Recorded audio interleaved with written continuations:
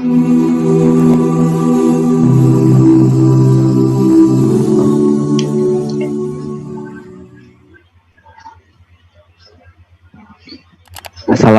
warahmatullahi wabarakatuh. Waalaikumsalam.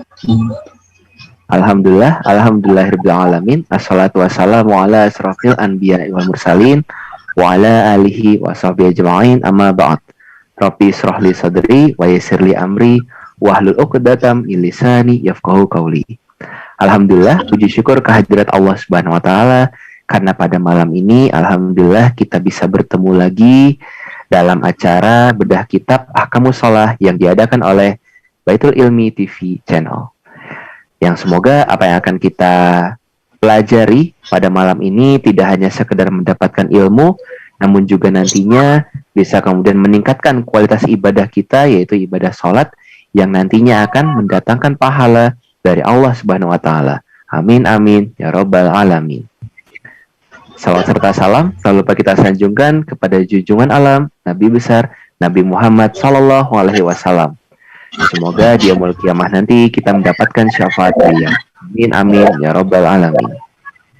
Baik, mari kita mulakan kajian kita pada malam ini dengan bersama-sama membaca basmalah. Bismillahirrahmanirrahim. Bismillahirrahmanirrahim.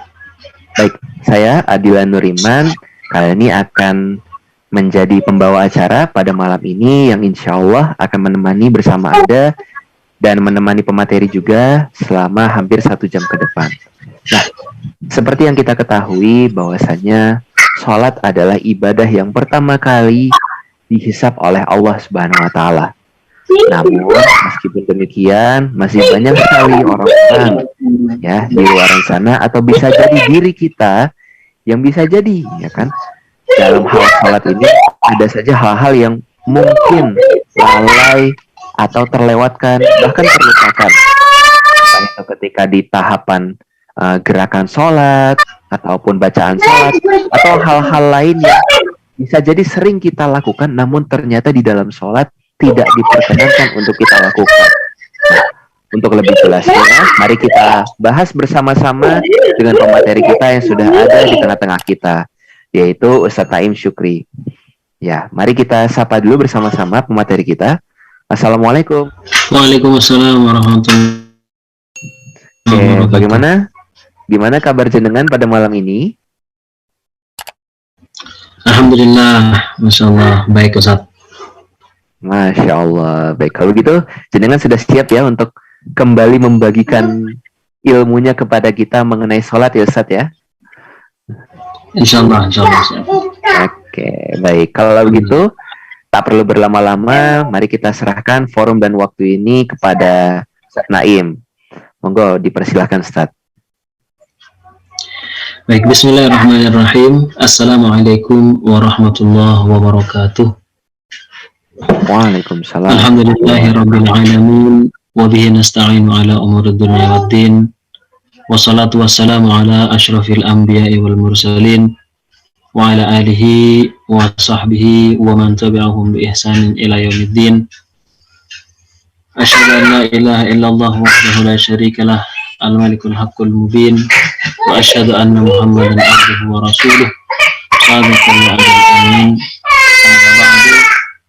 Alhamdulillah, panjatkan syukur kita haturkan kepada Allah, di mana dengan berkat rahmat dan hidayah yang telah Allah berikan kepada kita, sehingga kita diringankan oleh Allah untuk mencari ilmu yang telah Allah sebar ke seluruh hamba-hambanya melalui para nabi dan rasulnya. Salawat dan salam semoga tetap tercurahkan kepada Rasulullah SAW, di mana dengan sebab perkara kita mendapatkan harapan bahwa kelak nanti beliau insya Allah akan memberikan syafaat kepada kita sehingga kita termasuk orang-orang yang beruntung dalam dunia dan akhirat. Baik, ikhwati rahimakumullah, kita akan melanjutkan pembahasan kita, yaitu terkait permasalahan sholat, dan kita sudah sampai pada pertama kita telah membahas niat ya. Niat itu bagaimana? Apakah dilafazkan atau tidak? Kemarin kita telah membahasnya. Dan tempat niat itu di mana? Begitu juga takbir. Takbir redaksinya seperti apa? Apakah boleh diganti dengan lafaz selain Allahu Akbar? Kita telah membahasnya juga, termasuk kesunahan mengangkat kedua tangan ketika takbir. Kemudian menyedekapkan tangan kanan di atas tangan kiri, kesunahannya seperti itu. Alhamdulillah kita telah membahasnya juga. Kemudian membaca istiftah. Nah, istiftah itu Allahu Akbar kabira walhamdulillahi katsira wa subhanallahi bukratan wa asila sampai akhirnya. Itu namanya doa istiftah. Kemarin kita telah membahasnya juga. Ini. Kemudian ada anjuran untuk melihat kepada tempat sujud. Selanjutnya ketika kita akan membaca suratul Fatihah, maka di sana juga dianjurkan untuk membaca ta'awudz terlebih dahulu. Terkait pembahasan basmalah, apakah dibaca juga ataupun tidak, nah itu kemarin juga kita telah membahasnya terkait masalah khilaf yang terjadi di dalam pembacaan basmalah. Nah, kemudian kita sampai pada ini. Nah, di sini ya, wala farqa. Jadi pembacaan suratul Fatihah itu dia itu tidak ada bedanya antara seorang imam dan makmum. Artinya imam ataupun makmum, dua-duanya yang membaca suratul Fatihah. Kalau imam, sebagaimana kita telah mengetahuinya ketika sholat yang jahriyah, seperti maghrib, isya, dan subuh, atau juga sholat Jum'ah. Sedangkan makmumnya baca suratul Fatihahnya itu ketika setelahnya pembacaan amin. Ketika membaca amin, maka kemudian setelah itu dia membaca suratul Fatihah. Diberi kesempatan oleh sang imam untuk membaca itu. Naam. Wala farqa fi dzalika bainal imami wal ma'mum lima rawa Ubadah bin As-Samit. Karena ada sebuah hadis yang diriwayatkan oleh Ibnu As-Samit, yaitu Ubadah bin As-Samit. Beliau mengatakan, "Shalla bina Rasulullah sallallahu alaihi wasallam." Kita pernah sholat bersama Rasulullah. Rasulullah menjadi imam, kita menjadi makmum, kata beliau. Fathaqulat alaihi al-qira'ah, kemudian beliau merasa terganggu dengan bacaan qiraahnya makmum. Bacaan surat yang dibaca oleh makmum. Falamma insarafa, ketika Rasulullah telah selesai melaksanakan sholat, qala, kemudian beliau berkata, bersabda, inni la arakum taqra'una khalfa imamikum. Sesungguhnya aku melihat kalian, bahwa kalian membaca yaitu surat selain Al-Fatihah di belakang imam kalian. Jadi ketika Rasulullah membaca surat, karena kesunahannya setelah Al-Fatihah membaca surat ya, ternyata si makmumnya juga ikut membaca. Hal itu kemudian membuat Rasulullah terganggu. Nah, kemudian sahabat berkata, "Qulna wallahi ajal ya Rasulullah." Betul, wahai Rasulullah, naf'alu hadza, kami melakukan hal ini, yaitu membaca surat juga tatkala Rasulullah juga membaca surat. Qala, kemudian Rasul bersabda, la taf'alu, kalian jangan melakukan hal itu. Artinya ketika imam sudah membaca surat, surat yang panjang atau yang pendek, maka di sana makmum mendengarkan saja. Tidak boleh disibukkan dengan membaca surat yang lain, kecuali surat Al-Fatihah, illa bi ummil kitabi, kecuali membaca Al-Fatihah. Nah, makanya kalau jadi makmum baca Fatihah ya tetap wajib seperti itu, karena hadisnya seperti ini. Kenapa? Fa innahu la sholata liman lam yagra' biha, karena tidak ada nilai sholatnya itu, sholatnya nggak dianggap bagi orang yang tidak membaca suratul Fatihah. baik imam ataupun makmum, sama aja. Seperti itu ya, makanya imam itu memberikan kesempatan untuk membaca suratul Fatihah kepada makmum setelahnya pembacaan amin. Nah itu kan ada jeda ya, jeda sebentar baru kemudian melanjutkan dengan surat setelahnya. Jeda itu fungsinya yaitu agar si makmum membaca suratul Fatihah. Makanya jadi imam jangan langsung waladhdallin amin bismillahirrahmanirrahim gitu. Nah, selayaknya dikasih waktu. Baik, fa idza faraga minal Fatihati, tatkala dia sudah selesai membaca suratul Fatihah, qala, maka dia mengatakan amin. Jadi Rasulullah tatkala selesai membaca Al-Fatihah, waladhdallin, kemudian Rasul membaca amin juga. Itu sunnah ya. Ya sebagaimana kita ketahui, wa ma'nahu istajib. Adapun makna amin ini adalah istajib, kabulkanlah ya Allah. Karena di dalam suratul Fatihah juga itu ada doa-doa ya. Ada di antaranya ihdinas siratal mustaqim, kemudian siratal ladzina an'amta 'alaihim ghairil maghdubi 'alaihim waladdallin. Itu kan doa ya, doa agar kemudian Allah memberikan petunjuk kepada kita dan dijauhkan agar tidak sama dengan orang yang tersesat dan orang yang dilaknat oleh Allah Subhanahu wa taala. Orang yang dimurkai, orang Yahudi dan Nasrani. Wa huwa sunnatun, pembacaan amin ini adalah sunnah. Seandainya nggak baca amin pun, maka sholatnya itu tetap sah. Akan tapi dia kehilangan kebaikan yang sangat banyak, yaitu tidak mendapatkan sunnah. Kemudian kenapa ini kok dianjurkan, kok disunnahkan? Lima ruya an Abi Hurairah radhiyallahu anhu, karena hadis yang diriwayatkan oleh Abu Hurairah radhiyallahu anhu, anna Rasulullah sallallahu alaihi wasallam, bahwa Rasulullah sallallahu alaihi wasallam qala, beliau bersabda, idza amana al-imamu fa'aminu, ketika imam membaca amin, fa'aminu, maka ucapkanlah amin juga. Jadi imam bilang amin, makmum pun ikut membaca amin. Cuman yang kita banyak ketahui ya, di beberapa tempat seorang imam itu justru nggak baca amin. Waladhdallin, imamnya nggak baca amin, yang baca amin itu adalah makmumnya semuanya. Nah ini mukhalifun lis sunnah, dia tidak sesuai dengan sunnahnya, karena sunnahnya justru imamnya juga membaca, sehingga nanti si makmum mengikuti bacaan tersebut.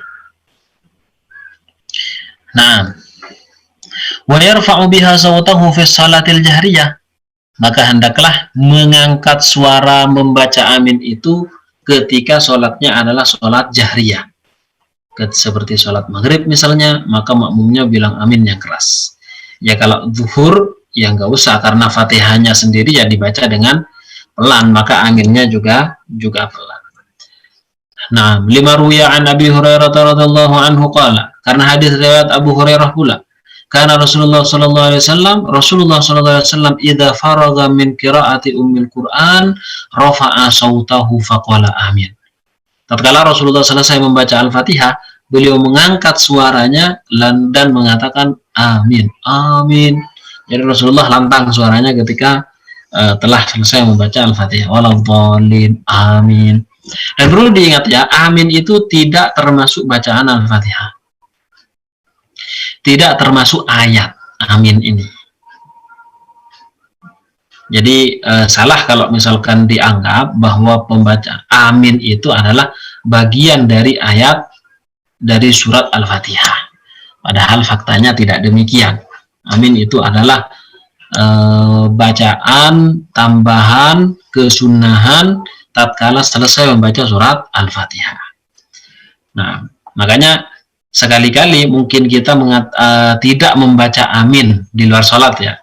Kita misalkan baca suratul Fatihah dengan keras, misalkan di hadapan orang lain pada saat acara tertentu misalnya, ya sudah waladhdallin selesai tanpa amin. Nah, hal itu apa? Dilakukan kenapa? Agar kemudian orang bertanya-tanya, loh kok nggak baca? Sehingga akhirnya kemudian kita berikan pencerahan gitu, bahwa amin tidak termasuk suratul Fatihah. Karena kalau menganggap bagian dari suratul Fatihah itu justru berbahaya. Nah, selanjutnya kita masuk pada topik baru, wa tajibu qiraatul Fatihati bil lughatil arabiyyah. Dan wajib membaca suratul Fatihah itu dengan bahasa Arab, nggak boleh diterjemahkan. Artinya bukan tidak boleh diterjemahkan begitu ya, tidak boleh dibaca terjemahannya di saat sholat. Baik sholatnya itu dengan mengeraskan suara atau dengan pelan-pelan. Jadi pokoknya harus bahasa Arab. Ya seperti yang kita kenal selama ini.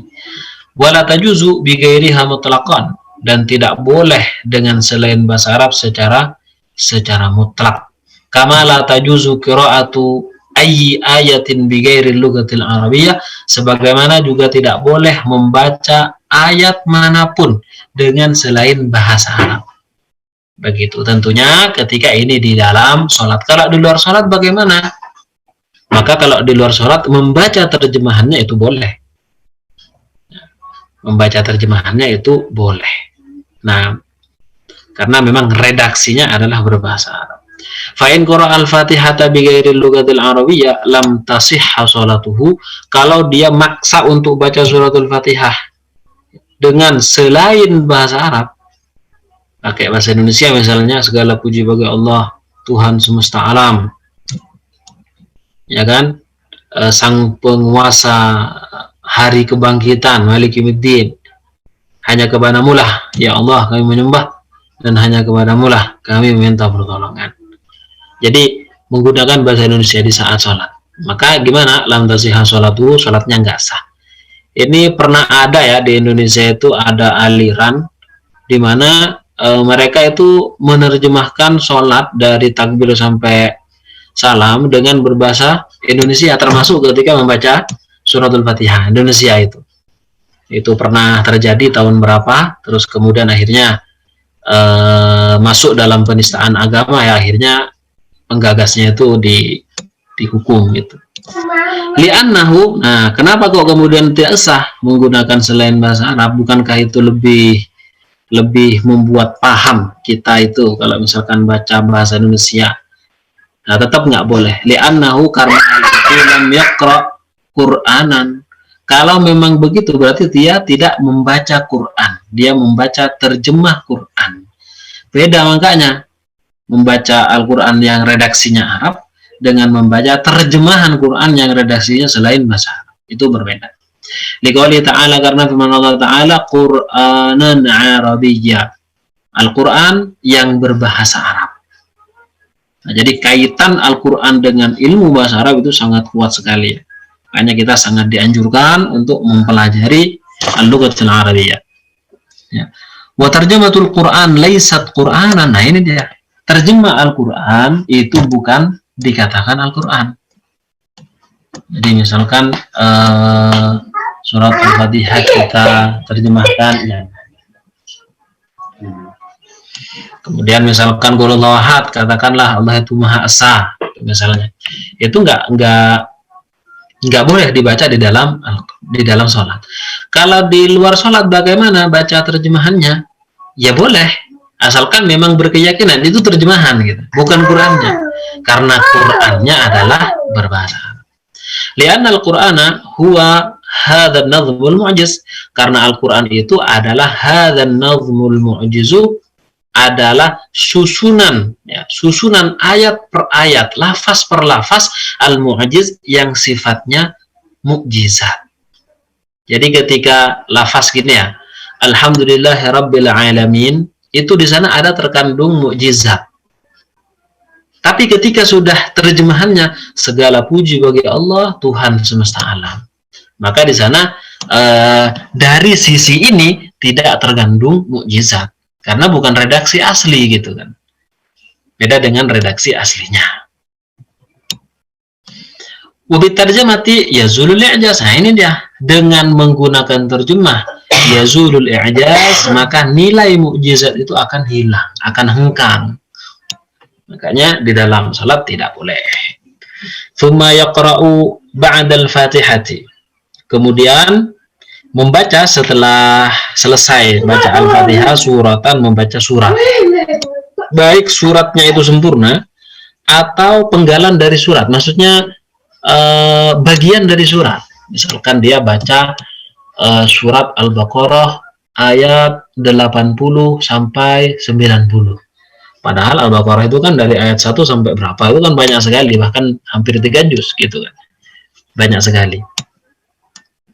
Jadi itu boleh ya. Jadi membaca surat, baik surat utuh ataupun surat separuh-separuh.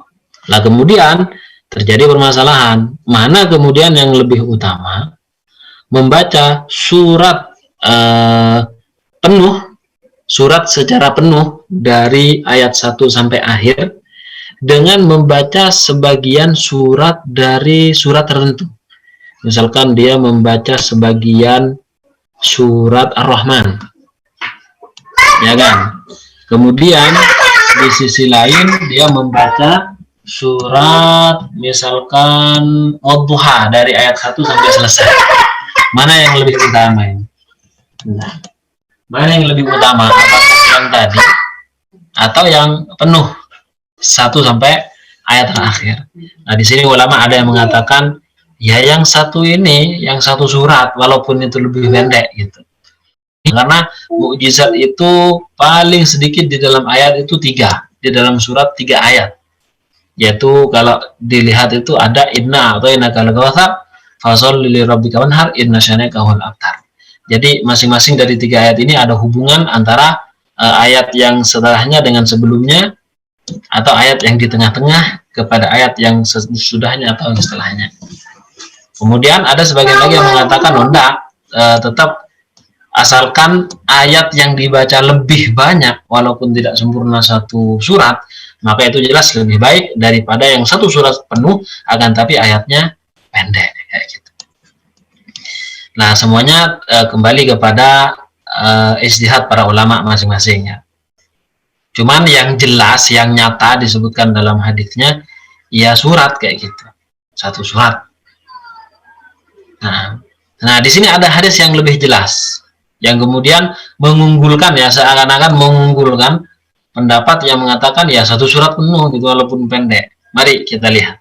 5 ruwiya an Jabir bin Abdullah radhiyallahu taala anhu, karena ada hadis yang diriwayatkan oleh Jabir bin Abdullah, anna Nabi sallallahu alaihi wasallam qala, bahwa Rasulullah bersabda li Mu'adz, beliau bersabda kepada Mu'adz hina tawwala fil isya, tatkala beliau itu membaca surat yang sangat panjang di dalam sholat isya.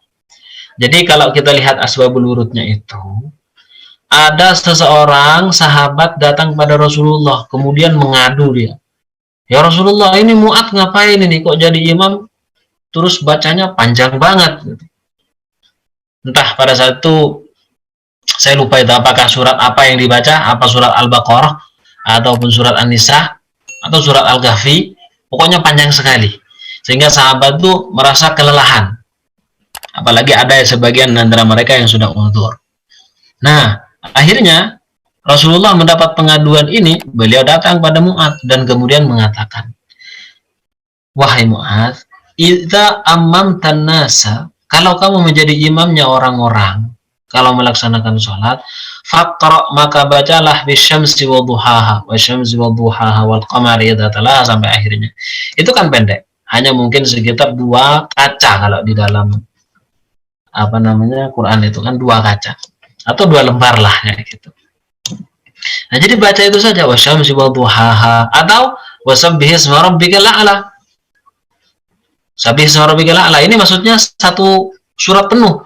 Wasyamsi wa duhaha dari 1 sampai akhirnya. Sabbih isma rabbikal a'la dari 1 sampai akhirnya. Atau kamu baca Iqra bismi rabbikal ladzi khalaq sampai akhirnya, itu kan pendek. Kemudian walaili idza yaghsha, itu kan juga pendek. Artinya enggak sampai kemudian 4 lembar, 5 lembar, ya 6 lembar, 7 lembar, tidak. Jadi hanya beberapa lembar. Maksimal itu sudah 2 lembar, itu sudah dari ayat-ayat yang disebut, surat-surat yang disebutkan oleh Rasulullah SAW. Nah, dilihat daripada hadis ini, Rasulullah menyebutkan apa namanya satu surat penuh ini, satu surat penuh. Makanya kemudian pendapat tadi mengatakan ya inilah yang lebih utama. Buktinya itu apa? Buktinya Mu'adz baca dengan bacaan yang panjang, Ya, tentunya itu membuat orang-orang kelelahan kayak gitu. Nah, itu tidak recommended menjadi imam, tapi kemudian dipanjangin banget. Padahal makmumnya belum tentu gitu. Kayaknya jadi imam itu yang biasa. Nah, lanjut. Itu yang pertama. Yang kedua, walima rawa rajulun min Juhaina. Karena ada hadits juga yang diriwayatkan oleh seorang laki-laki dari marga Juhaina. Apa kata beliau ini, seorang sahabat lelaki dari Juhaina, marga ya. Juhaina itu marga. Innahu sami'a Rasulullah sallallahu alaihi wasallam, beliau mendengar Rasul bersabda, ya, membaca ya. Yaqra'u fi subhi, membaca di saat subuh, idza zulzilatil ardu zilzalaha wa akhrajatil ardu athqalaha, sampai akhirnya. Nah, ketika seperti itu kan satu surat penuh. Dan ini tidak begitu panjang. Seperti itu ya. Nah, makanya kalau kita jadi imam, walaupun kita hafal Quran gitu, ya jangan sampai baca satu juz gitu kan. Apalagi yang jadi makmumnya adalah orang umum, orang awam. Beda kalau misalkan dia memang ustadz, punya santri, yang ngimami dia, makmumnya santri, di mana santri sifatnya kan harus nurut semua gitu kan. Apa kata gurunya, ya boleh lah walaupun ngatamkan Quran satu Quran dari Al-Fatihah sampai An-Nas gitu kan. Nah, ini kalau orang umum ya baca sekedarnya saja. Yassiru wala tu'assiru, basyiru wala tunaffiru, beri kabar gembira, mudahkanlah, jangan kemudian susahkanlah. Seperti itu. Nah, wa in kana makmuman, apabila dia seorang makmum, ya kan? Apakah dia membaca surat atau gimana, kan begitu? Kalau dia makmum nazar, maka dia harus mempertimbangkan. Fa in kana fi salatin yujharu fiha bil qiraati lam yazid 'alal fatihati. Kalau dia salat bermakmum di saat salat yang sifatnya dikeraskan suaranya, maghrib, isya, subuh, dan juga salat Jumat, atau misalkan sholat Id, itu kan dikeraskan juga. Yang pokoknya intinya sholatnya dikeraskan, apa? Lam yazid 'alal fatihati, maka dia nggak boleh lebih, tidak boleh menambah di atas surat Al-Fatihah. Jadi nggak boleh baca surat yang lainnya. Makanya ketika imam baca surat, sudah diam memang. Kita terkadang menemukan ya orang yang ya mungkin entah itu nggak tahu atau memang sok gaya atau gimana. Ketika si imam itu baca surat, dia ternyata baca surat yang lain gitu. Dan kita pernah saya menemukan orang seperti ini. Nah, ini jelas tidak sesuai dengan sunnah ya, tidak sesuai dengan sunnah. Bahkan hal seperti ini apabila mengganggu orang yang di sekitarnya yang sedang sholat juga, dan ini kan perbuatan yang sangat tidak disukai ya, makruh. Nah, jatuhnya nanti bisa haram. Jatuhnya bisa haram. Dari sisi mengganggu orang lain, disebabkan apa? Disebabkan sekarang ya diam, dengarkan, jangan baca yang lain gitu. Nah, jadi nggak boleh menambah atas surat selain Al-Fatihah, karena Al-Fatihah memang wajib hukum. Liqauli sallallahu alaihi wasallam, karena sabda Rasulullah sallallahu alaihi wasallam, apa sabda beliau? Idza kuntum khalfi, kalau kalian ada di belakang saya, fala taqra'u illa bi ummil kitab, maka janganlah kalian membaca kecuali surat Al-Fatihah saja. Nggak boleh baca yang lainnya, surat Fatihah aja. Fa innahu la sholata liman lam yaqra' biha, karena sesungguhnya tidak ada sholatnya nggak dianggap bagi orang yang tidak membaca suratul Fatihah. Sama aja dia nggak sholat kayak gitu. Karena kenapa?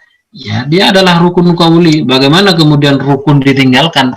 Ya mestinya sholatnya tidak sah. Baik. Wa idza kanat sholatu tazidu 'ala rak'ataini, apabila sholatnya itu lebih dari 2 rakaat.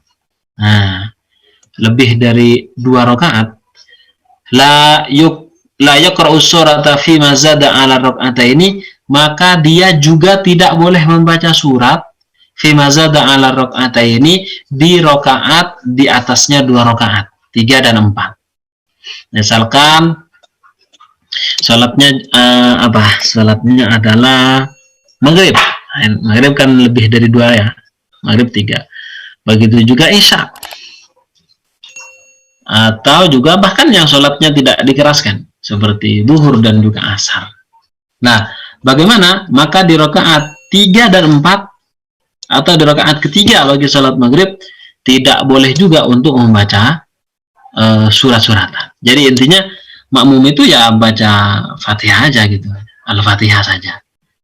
Kalau yang baca surat ya imamnya gitu kan. Nah, 5 rawa Abu Qatadah radhiyallahu taala anhu, karena ada hadis yang diriwayatkan oleh Abu Qatadah radhiyallahu taala anhu, anna Rasulullah sallallahu alaihi wasallam, bahwa Rasulullah sallallahu alaihi wasallam kana yaqra'u fi salati zuhri, beliau membaca di salat zuhur. Pada salat zuhur beliau membaca fi rak'atainil ulayaini, di dalam 2 rakaat pertama, bi Fatihatil Kitabi wa suratin fi kulli rak'atin. Nah, beliau kemudian membaca di 2 rakaat pertama itu Al-Fatihah dan membaca surat. Dalam setiap rakaat, maksudnya rakaat 1 dan 2, beliau membaca Al-Fatihah dan surat. Padahal kita tahu zuhur itu salatnya tidak dikeraskan, walaupun berjamaah. Termasuk salat sirriyah seperti itu. Wa kana yusmi'una al-ayata ahyanan. Bahkan terkadang Rasulullah itu memperdengarkan kita ayat selain suratul Fatihah itu terkadang-kadang. Beliau kadang memperdengarkan kepada kita sehingga kita tahu bahwa Rasulullah juga membaca surat walaupun sholatnya adalah sholat sirriyah. Wa kana yutilu fil ula ma la yutilu fil tsaniyah. Dan Rasulullah memanjangkan ya durasi rakaat yang pertama, ma la yutilu fil tsaniyah, yaitu dengan durasi yang beliau tidak panjangkan di rakaat yang kedua.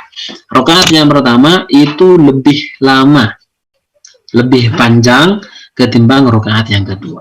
Hal ini bisa dilakukan ketika kita dengan membaca surat yang lebih panjang di dalam surat di dalam rakaat yang pertama dengan surat yang lebih pendek di rakaat yang kedua. Jangan dibalik. Di yang pertama misalnya gini, di rakaat pertama bacanya Alhaakumut Takatsur, di mana hanya 3 ayat. Rakaat kedua ternyata rakaat kedua ya dia malah membaca Wadduha. Kebalik gitu kan. Seharusnya Wadduha yang pertama, ya kan? Sedangkan yang rakaat kedua itu adalah Alhaakumut Takatsur. Atau apa tadi? Seperti itu. Alhaakumut Takatsur. Nah, pokoknya yang rakaat kedua itu lebih pendek dari rakaat yang pertama.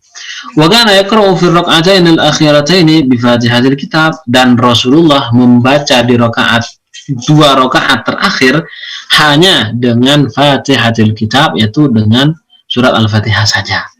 Enggak nambah pada membaca surat yang lain.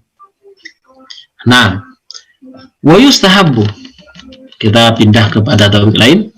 Wa yustahabbu, dan dianjurkan lil imami, bagi imam, an yajhara, untuk mengeraskan suara, bil qiraati, dengan bacaan Al-Fatihah dan juga surat, fis subahi, ketika sholatnya sholat subuh.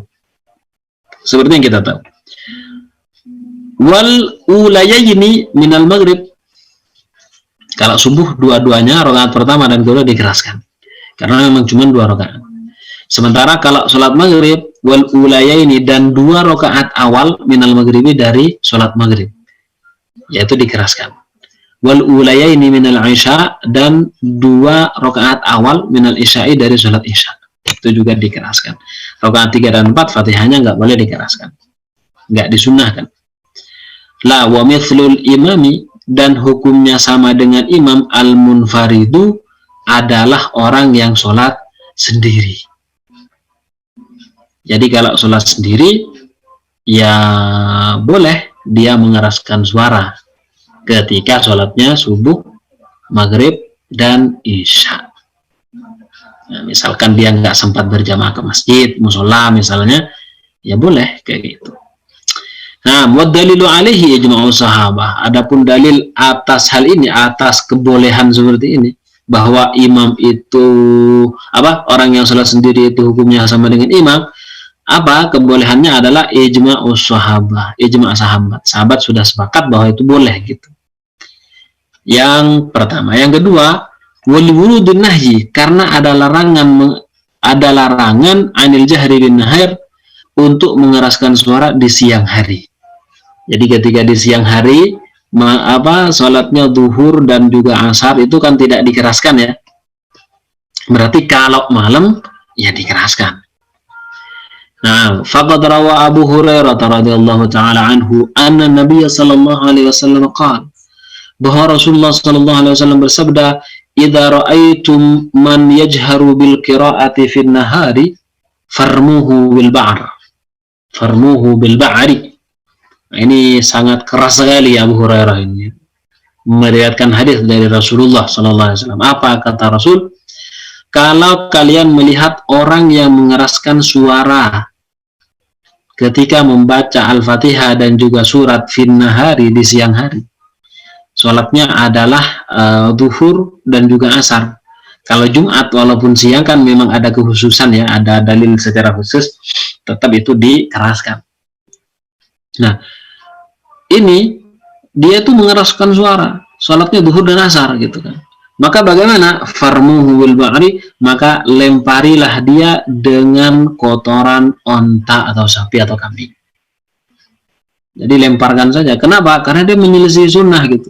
Sunnahnya di siang disuruh pelan, kok malah dia mengeraskan suaranya. Ya pantaslah kalau mendapatkan kotoran dari onta. Jadi di sini secara terjemahannya memang seperti itu, melempar dengan kotoran sapi gitu. Nah, kemudian maknanya adalah bagaimana ya, kita harus benar-benar paham bahwa orang tersebut menyelisihi sunnah, sehingga kita pantas untuk kemudian memberi peringatan dengan peringatan yang keras, dengan peringatan yang tegas.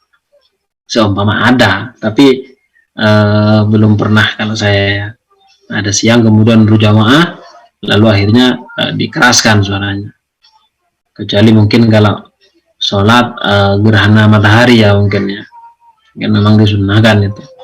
Nah, atau sholat di pagi hari Idul Fitri atau Idul Adha, atau sholat duha berjamaah dalam rangka mengajari anak-anak, itu boleh, nggak apa-apa. Baik. Wahina yantahi minal qira'ah, ketika dia selesai membaca al-qira'ah, membaca al-Fatihah dan juga surat-suratan, yarka'u, maka dia hendaknya ruku. Ya, sebagaimana kita tahu, ruku itu wa fardun min furudus salat, dia termasuk rukun dari rukunnya salat, fardu dari fardunya salat.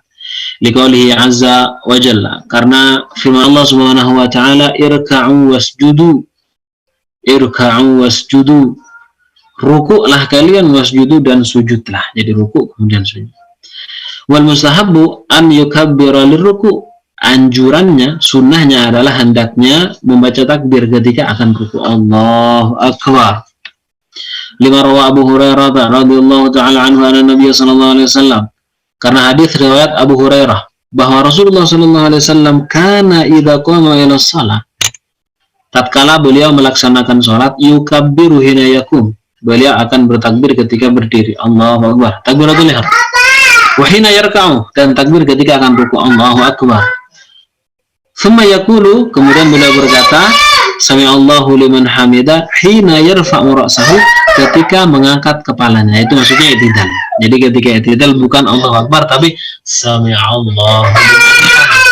Thumma yukabbiru hina yasjud, beliau juga membaca takbir ketika akan sujud. Ketika akan sujud juga membaca takbir, Allahu akbar. Tsumma yukabbiru hina yarfa ra'sah, kemudian beliau juga membaca takbir ketika mengangkat kepalanya, yaitu ketika baik duduk di antara dua sujud ya, kemudian sujud lagi, lalu kemudian naik ke atas, ya baca takbir juga gitu. Yaf'alu dzalika fi sholati kulliha, dia melakukan hal itu di dalam semua sholatnya. Beliau melakukan hal itu dalam semua sholatnya, hatta yaqdiyaha, sampai menyelesaikan, merampungkan sholat itu sendiri. Nah, kemudian karena sedikit, wa yustahabbu an yarfa'a yadayhi hadwa mankibaihi fi takbir. Nah, ini pembahasan sebenarnya di awal sudah ada ya. Dianjurkan kita untuk mengangkat kedua tangan lurus dengan pundak ketika takbir Allahu Akbar. Mau ruku atau sami Allahu liman hamidah gitu kan. Nah, li hadits Ibnu Umar, karena ada hadis Ibnu Umar radhiyallahu anhuma, anna Nabiy sallallahu alaihi wasallam kana idza iftataha as-salata, Rasulullah ketika membuka salatnya rafa'a yadayhi, mengangkat kedua tangannya hadwa mankibaihi, sejajar dengan kedua pundaknya. Wa idza kabbara liruku, dan juga ketika akan ruku, ketika takbir akan melaksanakan ruku. Wa idza rafa'a ra'sahu min ruku, dan beliau juga membaca ini ketika mengangkat kepalanya dari ruku. Cuman tidak baca takbir, tapi sami Allahu liman hamidah, dengan ditaksis dengan ayat hadis yang disebutkan tadi di awal, bahwa bacanya adalah sami Allahu liman hamidah. Wa yajibu, nah kemudian ketika kita ruku, batasannya seperti apa sih? Wa yajibu, dan wajib an yanhaniya, untuk mencondongkan badan firruku, ketika ruku, ila haddin, sampai kepada batas ya bulugu rohataihi rukbataihi, yaitu ketika batasannya adalah kedua telapak tangannya dapat menyentuh kedua lututnya, jadi menggenggam kedua lututnya, jadi tidak di atas lutut, tidak juga di bawah lutut, jadi lututnya ini benar. Kenapa? Li'annahu la yusamma bima dunahu raki'an, karena kalau tidak menyentuh tangan kepada lutut ini, ya berarti bukan ruku namanya. Bukan ruku. Kakinya disentuhkan sampai ke kaki atau sampai ke betis bagian bawah. Ya jelas itu bukan ruku, gitu. Nyunglet itu. Nyungsep namanya itu, gitu ya.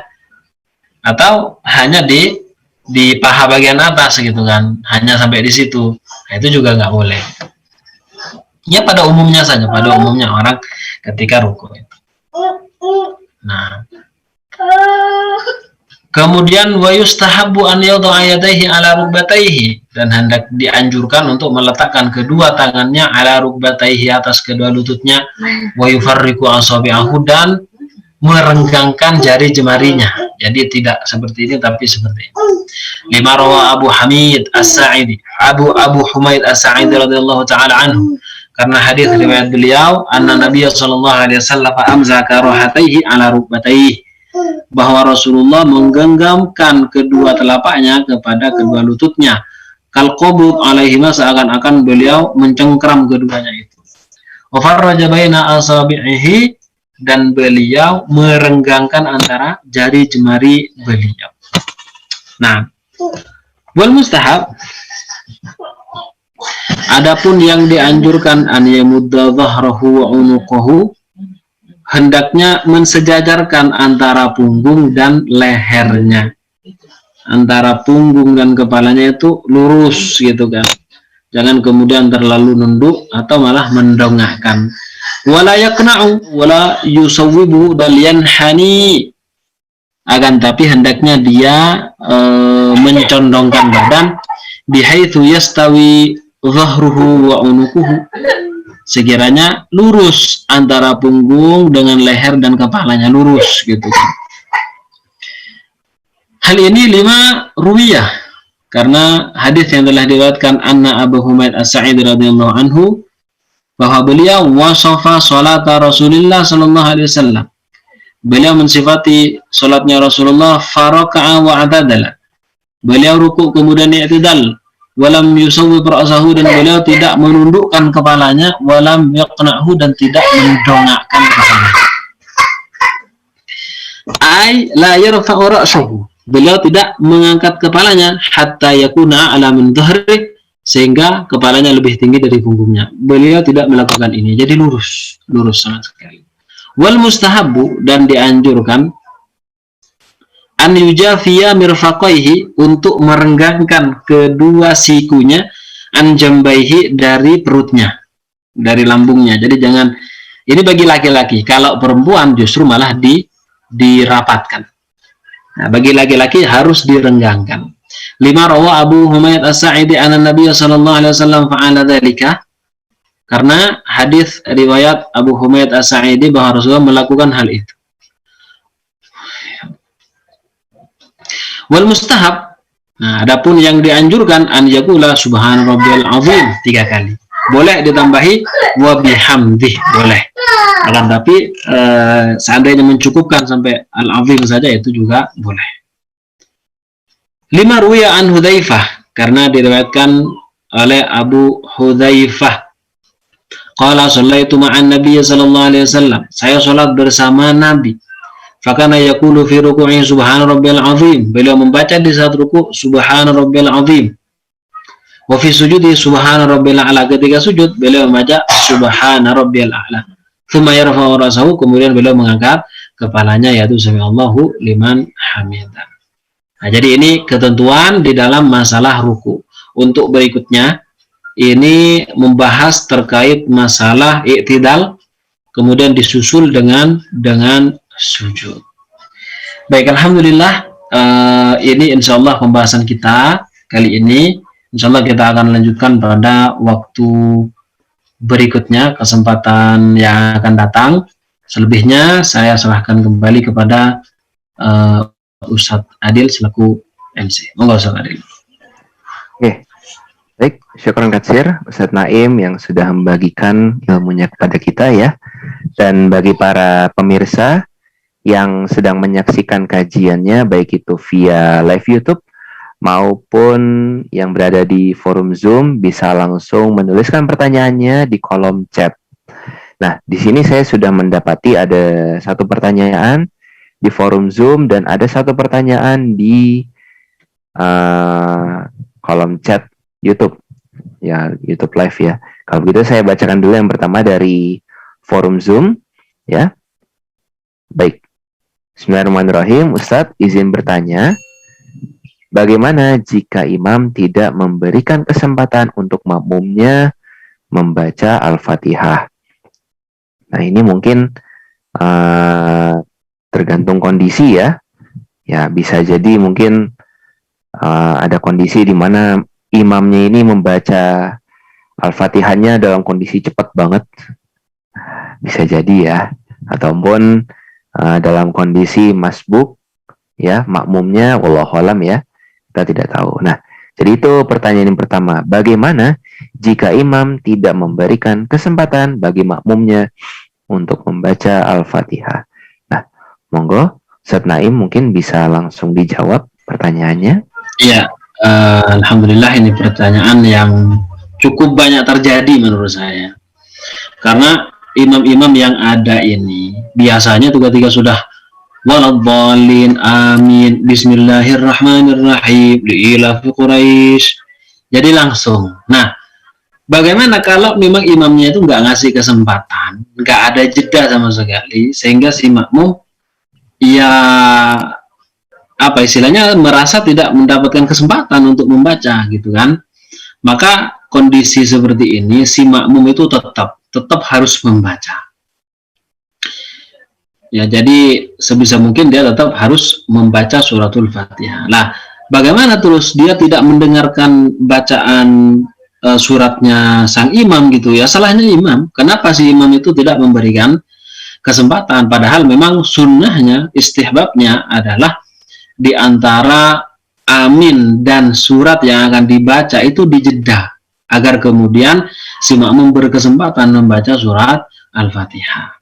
Kayak gitu. Jadi tetap si makmum tindakannya dia tetap harus membaca suratul Fatihah. Karena hadisnya sangat tegas tadi bahwa orang yang sholat kemudian tidak membaca Al-Fatihah, baik itu imam ataupun makmum, maka sholatnya tidak sah. Kayak gitu. Nah, begitu Ustaz. Oke, baik. Ya, jadi seperti itu ya. Jawaban dari Ustadz Naim ya. Jadi tetap kalau bisa disempatkan, bahkan diharuskan untuk bagi kita ya makmumnya ya, dengan kondisi imam yang seperti demikian harus tetap membaca suratul Fatihah pada kondisi demikian. Baik. Kalau gitu berikutnya kita akan masuk kepada pertanyaan yang sudah ada di kolom chat di live YouTube ya. Nah, oh ternyata ada satu atau dua ya. Oh, ada dua. Alhamdulillah. Nah, kalau gitu pertanyaan yang pertama, Izin bertanya Ustadz, bagaimana ketika menjadi makmum ya, kemudian mengalami masbuk, ya, tertinggal sampai imam sudah ruku, sedangkan kita belum membaca Al-Fatihah. Nah, itu bagaimana Ustaz Naim? Oke, monggo bisa langsung dijawab Ustaz. Siap. Nah, jadi begini, ini juga sangat sering terjadi juga, alhamdulillah diangkat di sini pertanyaan. Kalau kita bermakmum kepada imam di masjid atau musola, kita nyampe ternyata imamnya sudah ruku gitu kan, sudah ruku. Nah, apa yang harus kita lakukan? Maka kita langsung takbir Allahu Akbar, sebagaimana ini takbir masuknya kepada sholat, takbiratul ihram. Baru kemudian takbir lagi, langsung ngikut sang imam kondisi ruku, ya kan? Selama imamnya itu masih kondisi ruku, kemudian kita mendapati ruku itu walaupun hanya kurang dari setengah menit, ya, kurang dari setengah menit misalnya, maka Al-Fatihahnya sudah ditanggung. Nah, dalam hal ini memang ada ketentuan khusus. Ada ketentuan khusus. Jadi ketika masuk kepada masjid imamnya sudah ruku, maka kita langsung. Tapi ketika imamnya sudah selesai setelahnya ruku, rangkaian sholatnya itu setelahnya ruku, misalkan kita mendapati imam sudah i'tidal gitu kan, tetap kita ikut. Tetap kita Allahu Akbar.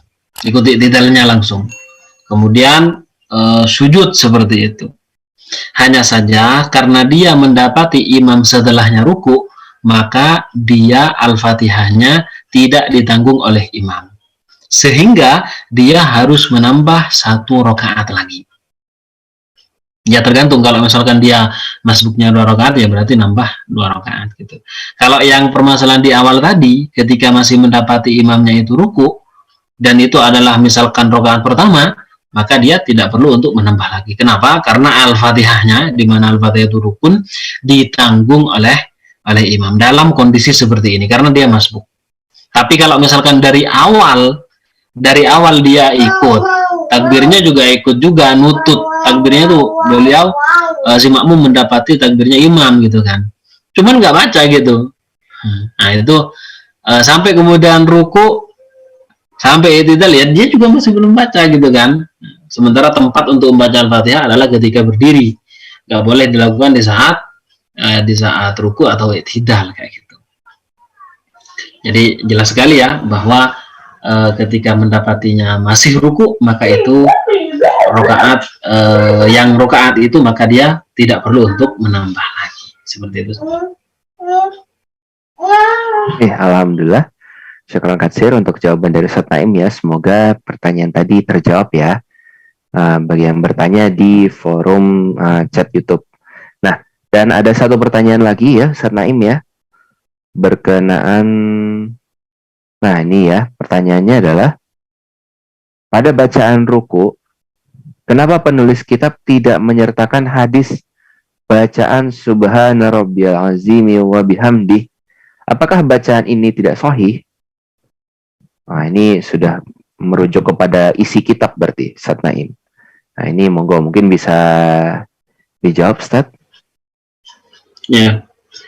Jadi di dalam pembacaan ruku ya, memang ada 2 hadis yang menyebutkan. Yang pertama, Subhana Rabbiyal Azimi saja.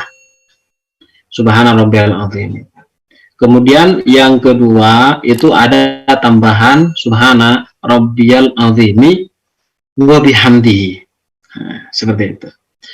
Lah, bagaimana, mana yang sahih seperti itu, mana yang kemudian tidak sahih? Kalau kita lihat, sebenarnya di sini bukan masalah sahih ataupun tidaknya ya, diterima ataupun tidak diterima, di makbul ataupun mardud seperti ini, karena dalam masalah ini memang terdapat beberapa riwayat. Nah, sebenarnya dua-duanya dari hadis ini itu adalah sahih semuanya, baik yang tanpa ada wabihamdi ataupun yang ada wabihamdihnya, gitu kan. Kalau kita lihat yang pertama itu tadi kan jelas ya, ada yang meriwayatkan dari sahabat Abu Hudzafah atau siapa tadi, itu juga sahih. Jadi yang beliau tampilkan di sini memang sahih. Sementara kalau yang ada wabihamdihinya, itu juga sahih. Di antaranya ini memang disahihkan oleh beberapa ulama. Nah, di antaranya kalau ulama yang kontemporer gitu kan, ada di sana Syekh Al-Albani. Nah, beliau juga mensahihkan subhana rabbil azimi wa bihamdihi. Hadis riwayat dari Uqbah bin Amir. Seperti itu. Kalau misalkan tanpa wa bihamdi, itu ya apa namanya? Justru lebih banyak gitu, lebih banyak. Setidaknya juga ada diriwayatkan oleh As-Suyuti. Nah, As-Suyuti juga meriwayatkan, jalurnya juga sama Uqbah bin Amir di dalam kitab beliau yang itu Al-Jami'us Shaghir. Beliau mengatakan bahwa derajat hadis yang ada wa bihamdihinya itu tidak sahih, akan tetapi di bawahnya sedikit hasan. Nah, hasan ini kita tahu hadis hasan itu diterima gitu dan bisa dijadikan hujjah. Baik hasannya ini hasan lidzatihi ataupun hasan lighairihi. Jadi intinya tetap dijadikan hujah itu bisa gitu. Nah, makanya jangan kemudian dipermasalahkan orang yang membaca ada wa bihamdihinya ataupun tanpa ada wa bihamdihinya. Makanya juga Ibnu Hajar Al-Asqalani, walaupun beliau meriwayatkan hadis ini dari jalur Abdullah bin Mas'ud, beliau memandangnya ini sebagai hadis dhaif. Nah, beliau juga meriwayatkan Ibnu Hajar ini dalam kitabnya At-Talkhisul Habir. Seperti itu. Tapi kan tahu kita ini dhaif. Cuman tadi ada dalil penunjang di mana derajatnya adalah hasan. Kemudian tadi di awal juga ada dalil penunjang juga di mana bahkan nilainya adalah sahih. Sehingga dhaif sekalipun karena ada musyahid namanya di dalam ilmu mustalahul hadis, sehingga derajatnya bisa naik. Saat itu yang disebut dengan hasan li ghairihi. Nah, ketika sudah hasan li ghairihi, boleh dijadikan hujjah. Apalagi tadi memang ada hadis sahih dengan jalur Uqbah bin Amir. Sementara ini jalurnya dari Abdullah bin Mas'ud, Ibnu Hajar Al-Asqalani. Tapi dipandang oleh beliau karena ada seorang perawi yang dianggap dhaif seperti itu. Jadi intinya dalam hadis ini sahih. Jadi yang wa bihamdi ataupun yang tanpa wa bihamdi itu sahih gitu. Karena terkadang begini ya, Rasulullah itu terkadang melakukan dua hal yang seakan-akan berbeda. Dan itu tentu untuk menjadikan kita luwes gitu loh. Menjadikan kita luwes. Kan mungkin saya sering contohkan ya terkait masalah minumnya Rasulullah berdiri atau duduk. Ya kan? Rasulullah itu minum duduk hadisnya gimana? Sahih. Rasulullah minum berdiri gimana hadisnya? Derajatnya gimana? Sahih juga gitu. Jadi Rasulullah itu melakukan dua hal ini agar kemudian ini tidak memungkinkan saya minum dalam keadaan berdiri, soalnya saya keburu-buru misalnya. Nah, boleh di saat itu misalkan minum sambil berdiri. Seperti itu. Jadi intinya minum dalam keadaan duduk itu tidak wajib. Memang sunnahnya begitu, cuman tidak wajib. Sama dengan yang tadi, membaca subhanarabbal azim wa bihamdi itu tidak wajib wa bihamdinya itu. Cuman karena ada hadisnya itu sahih, ada yang hasan, ada yang sahih, ya menjadi satu kesunahan juga gitu kan. Jadi nggak masalah mau wa bihamdi ataupun tidak. Yang bermasalah ya nggak baca doa. Apalagi nggak sholat, itu sangat bermasalah itu. Kayak gitu. Baik, Ustaz. Ustaz Naim, syukran katsir ya atas jawabannya. Jadi itu tadi ya, berkenaan tentang bacaan ruku, ya meskipun tidak dituliskan di dalam kitab Ahkamus Shalah, namun dari perbedaan itu tadi ya, entah itu ada yang memakai wa bihamdi atau tidak, ternyata sama-sama bisa diterapkan ya dalam ketika kondisi ruku, ya ketika kita sholat seperti itu. Baik, kalau gitu sepertinya sudah tidak ada lagi pertanyaan yang ada di kolom chat YouTube maupun di kolom chat Zoom. Kalau begitu, akan saya tanyakan dulu kepada Ustadz Naim, apakah akan ada closing statement untuk malam ini, Ustadz Naim, sebagai penutup? Oke, sepertinya sudah cukup ya. Oke, baik. Kalau begitu, alhamdulillah kita sudah sampai kepada tahap ya. Tadi sudah membahas sampai di posisi ruku ya, alhamdulillah. Semoga dari pembahasan bedah kitab Ahkamus Shalah pada malam ini semakin menyempurnakan kualitas sholat kita, dan mudah-mudahan nantinya akan semakin mendatangkan pahala dari Allah Subhanahu wa taala kepada kita. Amin amin ya rabbal alamin.